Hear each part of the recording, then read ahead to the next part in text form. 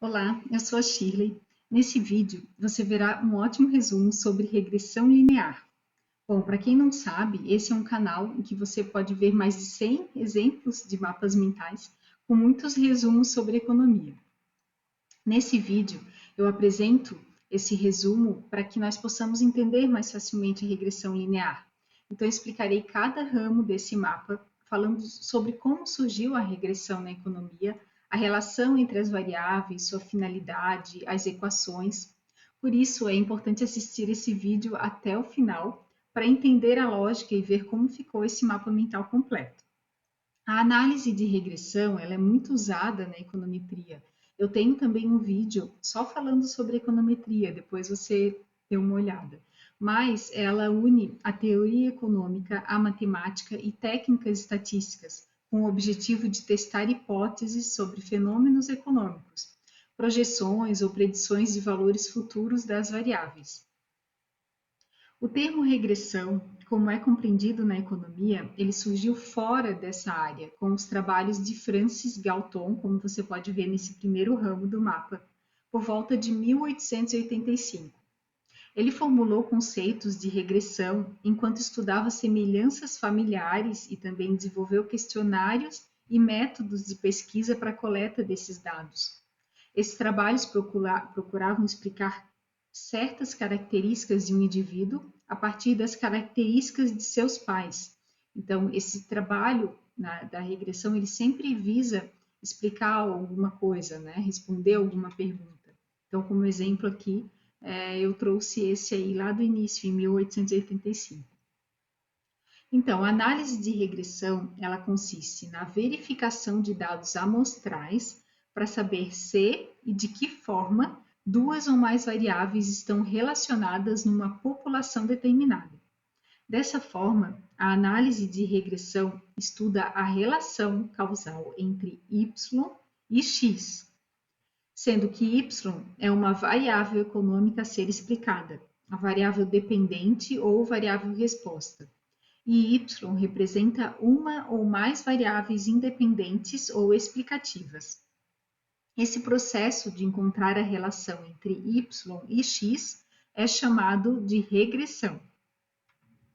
Se for uma reta, é uma regressão linear. Se não for uma reta, chama-se regressão não linear, também conhecida como regressão curvilínea. Em relação ao número de variáveis, quando há uma única variável explicativa, nós temos uma regressão linear simples. E quando temos mais de uma variável explicativa, temos a regressão linear múltipla.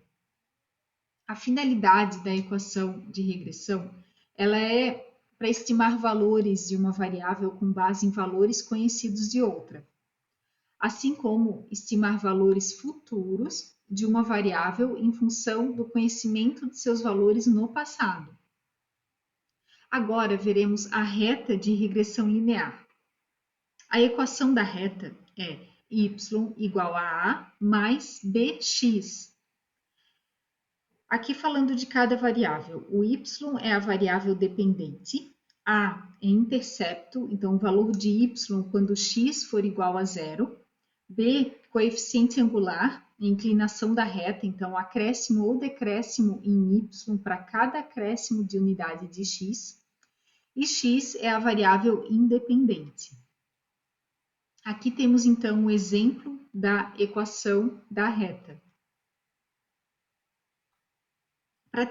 Para tratar os desalinhamentos, que se fala interpretados como os desvios ao acaso do comportamento geral, usamos y igual a A mais bx mais e, em que esse e é o erro ou o resíduo, onde a linha reta nesse gráfico representa o comportamento de valores de y médios esperados para distintos valores de x.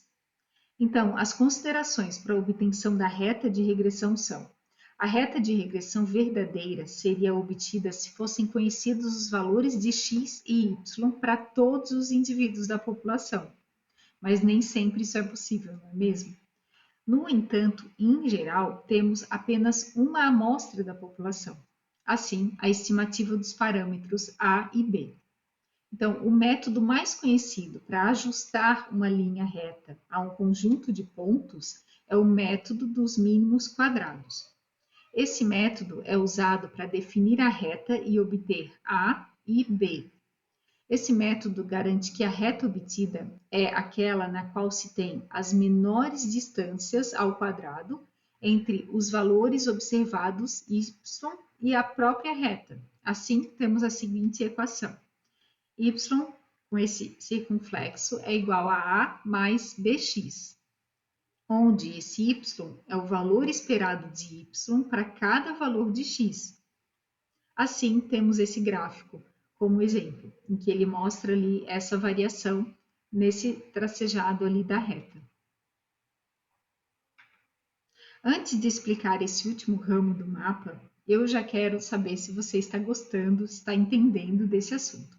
Então aproveite para dar um like nesse vídeo. Finalizando, no último ramo desse mapa mental, temos 3 tipos de reta, que podem ser com dependência positiva, então é uma reta, né, ascendente ali, com ausência de dependência, então não existe uma reta, ou uma dependência negativa. Aqui temos o mapa mental completo. Com a visão geral desse resumo, usando a técnica do mapeamento mental, eu espero que você tenha entendido e gostado, porque eu adorei entender esse assunto criando esse mapa. Eu deixarei a fonte que usei para criar esse resumo na descrição do vídeo e desejo bom uso de mapas para você.